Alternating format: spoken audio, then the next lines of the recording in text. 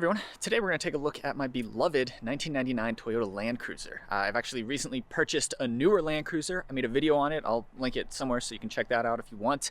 Which means though, it's going to be time to sell this thing soon. So I wanted to make this little video to show off a few of my favorite things about the 100 series Land Cruiser. So I want to cover 5 main things in this video, but I'll also probably end up rambling on a little bit more about this thing. The 100 series was sold from the 1998 through 2007 model years. It's the first Land Cruiser to offer an independent front suspension setup. So you sacrifice a little bit of the off-road capability of the 80 series, but in exchange you get lots and lots more on-road comfort. And I find this thing to be pretty comfortable to take on road trips. I've owned it since March of 2016 now, and I've taken it on plenty of road trips. I've put about 30,000 miles on it, and they've all been kind of on adventure related stuff. So I gotta say, independent front suspension gets a thumbs up from me. Anyway, my first favorite feature of the 100 series Land Cruiser, and this only applies to the 1998 and 1999 model years, is that for those years, the Land Cruiser came with a locking rear differential. So for only a few years of the Land Cruiser's existence has it offered a locking front or rear differential here in the United States. The 80 series Land Cruiser, which was sold from 1991 through 1997, could be optioned with front and rear locking differentials for just the 1993 through 1997 model years. The 100 series here came out for 1998, and for just 1998 and 1999, you could get it with a locking rear differential. And when I say you could get it with, about 99% of them came with this locking rear differential. Starting with the 2000 model year, Toyota introduced its A-Track system. That stands for Active Traction Control. And that is a passive system, so it comes on only after the vehicle detects a need for it. And that allows the front and rear axles to kind of act like limited slip differentials. So you can make an argument that A-Track is better because you don't have to do anything for it to engage, but then there is a separate camp of people that like the manual nature of a locking rear differential. So the way I've used this, and I've probably used it about 20 times over the course of my ownership of this vehicle, is you see a little obstacle, you think, that might be a little sticky to get through, so you proactively flip on the rear locker. So to put this on, you press down and then rotate the switch, and there's the rear. On the 80 series that had locking rear and front differentials, you could turn this switch a step further and it would engage both the front and rear diffs. I don't really do heavy off-roading, but I like to be equipped for sticky situations, so to speak. So having the rear locker is fun, and it's just really satisfying to use this switch.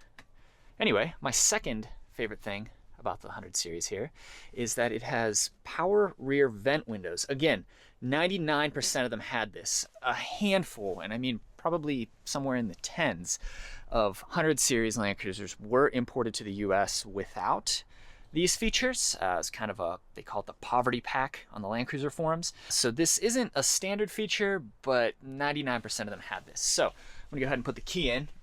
Got one button each for the rear windows. So it's these guys right here. You can see there's a hinge back there. A lot of vehicles have these, but they're not power operated. I think that's really novel about the 100 series here. So I'll just press this. So there's open, close, and you got one for both sides. So I'm gonna press it. And that window opens about 2 inches. It's just a nice way to vent the vehicle, especially if I have my dogs in the second row. What I'll do is crack the sunroof, open both of these vent windows, and then as I drive along, that'll allow air to come into the cabin through the sunroof, take all the stench of my dogs toward the rear of the cabin, and then filter it out through the open vent window. So it's just a really nice way to get air circulation through the vehicle. And then when I'm out on an adventure in this vehicle, a lot of times I like to sleep in the cabin. Any chance I get, really. It's much nicer than sleeping on the ground in a tent. And when I'm doing that, at least if the weather isn't going to get too cold overnight, I'll crack these windows as well. And again, allow for some airflow through the cabin. Close it, press the little X, and there we go. So all my other features I wanted to highlight involve the cargo area. Easily my favorite feature about any Land Cruiser is the split rear tailgate. So most vehicles have a hatch that just opens like so, everyone's familiar with that. But the Land Cruiser has this split rear hatch. So there's a little paddle shaped handle. It's a really nice, satisfying mechanical feel on the 100 series to open this rear glass. But handle under the E in Cruiser, so you pull that, the glass opens independently of the rear here. So that's hinged at the top. And then this is just an old school undamped tailgate that you open via this switch right here. Nice mechanical feeling again. Put that down. And I have used this rear tailgate as a bench to sit on when I'm out camping. I'll make food on here. I've used this area to repair things. Open up a toolkit right there and you've got a nice little workbench. One nice thing is if I've got things stored on the roof, I can close the rear glass, step up here, use this as a step, and then I've got really easy roof access.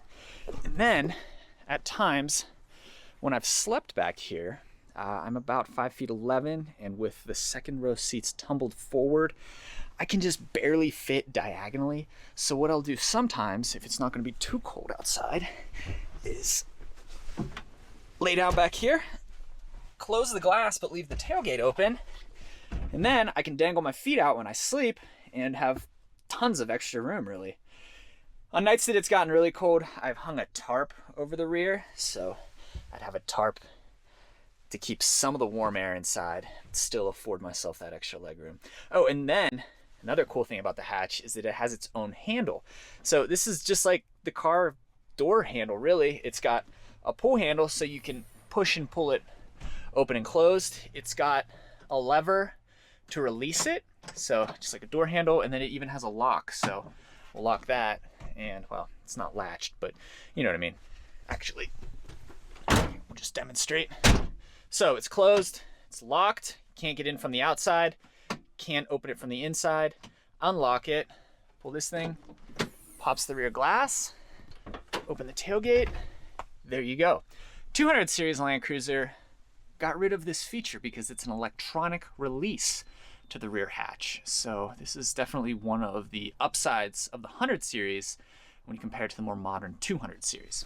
These gas struts are something that will age. I imagine they've already been replaced on this one, but I think they're only about 50 bucks to buy and replace both of them. And it's a pretty simple job to swap these out.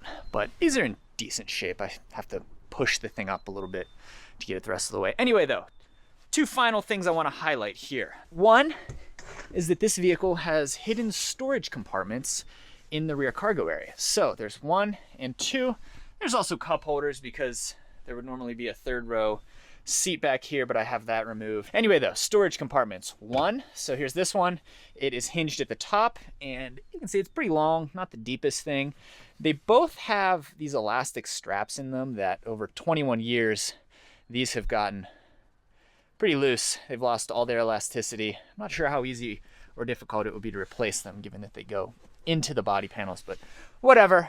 So the straps aren't really functioning anymore. It would be nice if they were, but I think in foreign markets, there would be an emergency roadside hazards, like fold out triangle in this one. And then there's this one, the door comes completely off. And I think there's meant to be a first aid kit in there, but the US market 100 series Land Cruiser was never sold with either of those. I've just stored like little tools. I did keep a first aid kit in here for a little while. And then when you're out and have a loaded up cargo area and you have little things that you want to store somewhere, it's nice to just be able to toss them in here and know that they won't get lost. The final thing I wanted to highlight is this vehicle has rear air conditioning, but it's only for the third row.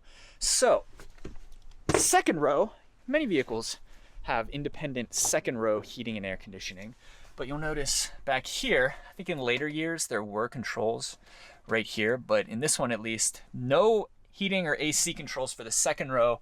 There are vents, so ceiling vent there, ceiling vent over there, and then down underneath the console there, you can see there's some vents too. So if the front seat passengers have the heat turned on, the second row gets some of that heat as well. But the third row has independent HVAC. So there's a button right here to turn it on. It just says rear. You turn it on, it turns red. And then back here, you've even got controls located in the ceiling. So auto, so that'll, I guess, turn the fan on to the temperature that you have the car set at. There's an auto feature up front as well. And then you can adjust temperature back here. You can adjust where it comes out from. You can go low, I guess, what is that, medium, high. And your vents are 1, 2, 3. And I think that's it. I removed the third row seats in this vehicle as soon as I bought it. They've been in my garage ever since. But the one time I did find a use for this, I was out somewhere in southern Utah. Overnight temperature went down to about 9 degrees, and I have this sleeping platform that I built, which is really handy. So I was sleeping in the back of the vehicle. I would wake up at 1 a.m., 3 a.m., 5 a.m., absolutely freezing cold. What I would do is reach up to the ignition, turn the car on, and then I had this overhead control to adjust the heat. I'd heat up the cabin and then turn the car off. Again, I guess I could have done that from up front, but I don't know. I kind of feel like I found a use for this. But really it is actually pretty much useless. So definitely a quirk of the 100 series. One more thing I almost forgot, this vehicle has dual sun visors. So you've got this one that can cover the windshield and you can disconnect it, pivot it, cover the side window. And then you've got a second one here that can cover the windshield anytime this one is covering the side. These are awesome on road trips.